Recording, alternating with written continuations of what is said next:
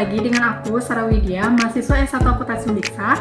Nah, kali ini aku akan ngejelasin mind mapping tentang laporan perubahan modal dan catatan atas laporan keuangan atau sering kita sebut dengan CALK.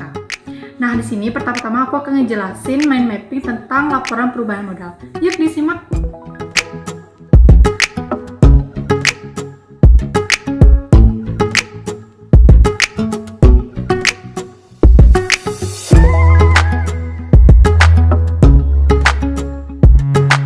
Jadi pada mind mapping ada 4 poin yang bakal aku jelasin. Yang pertama itu mengenai pengertian laporan perubahan modal, yang kedua itu mengenai tujuan pembuatan laporan perubahan modal itu sendiri, yang ketiga itu mengenai penyajian laporan perubahan modal, dan yang keempat mengenai bentuk-bentuk laporan perubahan modal. Baik, yang pertama itu mengenai pengertian laporan perubahan modal. Nah, di sini laporan perubahan modal merupakan laporan menyajikan informasi mengenai perubahan modal pada perusahaan akibat dari kegiatan pokok operasi perusahaan pada suatu periode akuntansi tertentu. Nah, laporan perubahan modal erat kaitannya dengan laporan laba rugi karena laba bersih yang diperoleh perusahaan akan menambah akun modal, dan sebaliknya jika perusahaan mengalami rugi bersih maka akan mengurangi akun modal. Baik, poin kedua yaitu mengenai tujuan laporan perubahan modal. Nah, di sini tujuan laporan perubahan modal yaitu dapat mengiktisarkan aktiva pembayaran dan investasi serta dana yang dihasilkan selama satu periode akuntansi dan menyajikan pengungkapan perubahan modal kerja. Poin yang ketiga yaitu mengenai penyajian laporan perubahan modal.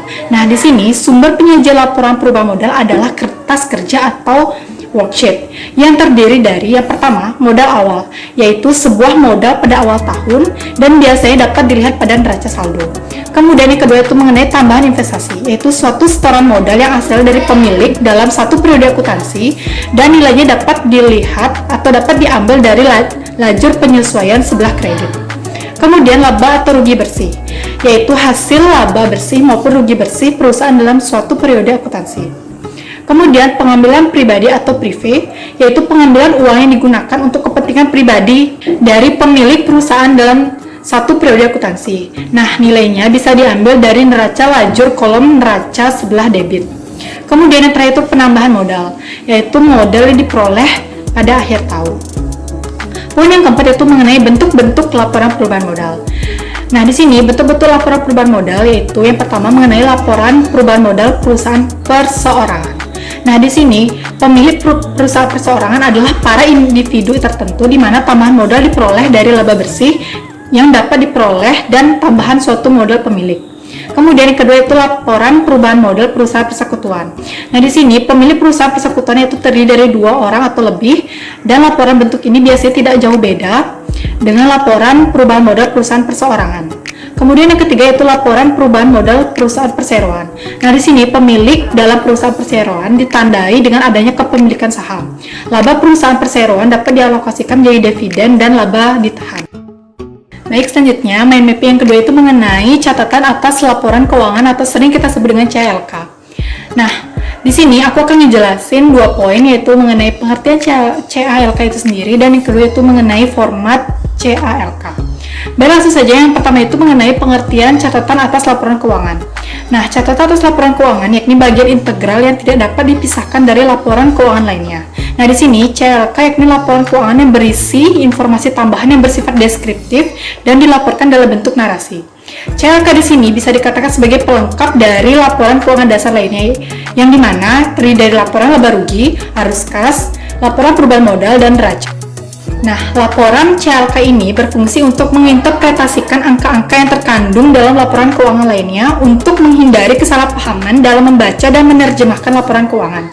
Nah, di sini kreditor dan pemegang saham juga perlu mengetahui metode akuntansi yang digunakan perusahaan dalam mencatat akun-akun laporan keuangan. Nah, di sini jenis catatan berikut biasanya dilaporkan oleh manajemen sebagai pendukung laporan dasar, yang dimana diantaranya itu pertama ringkasan mengenai kebijakan informasi, dimana informasi ini mengenai prinsip dan metode akuntansi yang diterapkan oleh perusahaan dalam penyusunan laporan keuangan harus diungkapkan kepada pemakai. Kemudian informasi tambahan mengenai rincian atau penjelasan angka neraca. Nah, di sini informasi ini biasanya disajikan dalam catatan laporan keuangan baik berupa angka maupun dalam bentuk narasi. Ini adalah jenis catatan yang paling sering digunakan. Kemudian ketiga itu informasi pelengkap lainnya. Yang termasuk informasi pelengkap lainnya di sini itu informasi mengenai segmen bisnis perusahaan dengan operasi yang tersebar secara geografis, maka informasi mengenai segmen harus diungkapkan dalam catatan laporan keuangan. Berikutnya, poin yang kedua itu mengenai format CALK. Yang pertama itu mengenai gambaran umum perusahaan. Nah, di sini hal-hal yang disajikan pada gambaran umum perusahaan yaitu yang pertama mengenai informasi pendirian perusahaan seperti riwayat perusahaan, akte pendirian, aktivitas usaha, kedudukan maupun mulainya berusaha atau mulainya beroperasi suatu perusahaan. Kemudian yang kedua itu mengenai informasi mengenai penawaran umum efek seperti tanggal dan atau nomor efektif penawaran. Kemudian yang ketiga itu mengenai informasi karyawan, direksi, komisaris, dan komite audit. Informasi yang kedua itu mengenai dasar penyusunan laporan keuangan dan ikhtisar kebijakan akuntansi signifikan yang diterapkan. Nah, pada hal ini biasanya diungkapkan hal-hal berikut, diantaranya yang pertama pernyataan kepatuhan terhadap SAK atau standar akuntansi keuangan, kemudian yang kedua dasar pengukuran dan penyusunan laporan keuangan, kemudian yang ketiga mengenai penggunaan pertimbangan, estimasi, dan asumsi signifikan oleh manajemen, kemudian mengenai kebijakan akuntansi tertentu, yaitu prinsip-prinsip konsolidasi, kombinasi bisnis, kas dan setara kas, instrumen keuangan, persediaan, properti investasi, aset tetap, kemudian aset tak berwujud, saham treasury atau metode yang dimana menyangkut metode pengakuan dan pengukuran dan sebagainya.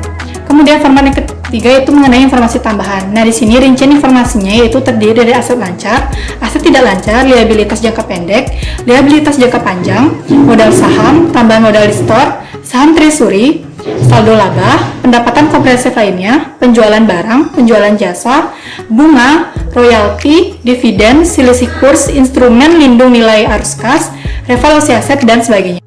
Kemudian bagian format yang keempat itu mengenai pengungkapan lainnya. Nah, di sini antara lain meliputi informasi yang dipersyaratkan oleh standar akuntansi keuangan yang disajikan maupun yang tidak disajikan dimanapun dalam laporan keuangan, tetapi informasi tersebut relevan untuk memahami laporan keuangan, seperti transaksi pihak berelasi, pajak penghasilan, penurunan nilai aset non-keuangan, operasi yang dihentikan, waran, nilai wajar instrumen keuangan, pengelolaan modal, segmen operasi, pembayaran berbasis saham, dan sebagainya.